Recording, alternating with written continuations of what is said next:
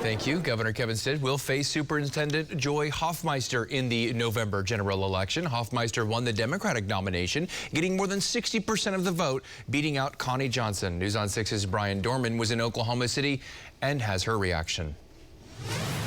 It was a big night for Joy Hofmeister last night and her team as they walked away with a victory, beating Connie Johnson in the primary for the Democratic nomination for the gubernatorial race. Lots of support last night for Joy Hofmeister in Oklahoma City. Supporters telling me that they liked the way that Hofmeister handled the teacher walkout, pay raises, the pandemic, and the overall betterment of education across the state of Oklahoma when it comes to a focus on STEM programs and better spending for high school students for college and preparing them as well as preparing students for trade schools.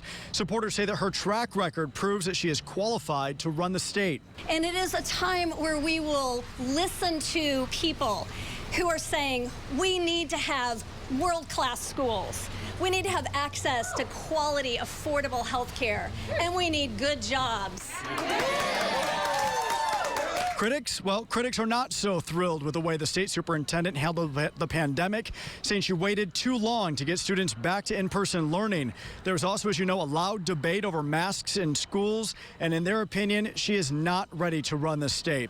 It'll be fascinating come November to see how voters respond to Hofmeister's Republican Party switch to the Democratic Party.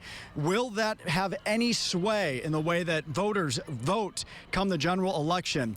As we know, historically in years past, our state leans Republican, but when it comes to governors, it tends to go back and forth. In fact, our last Democrat to serve our state was Governor Brad Henry from 2003 to 2011. Reporting in Oklahoma City, Brian Dorman, Oklahoma's own News on 6.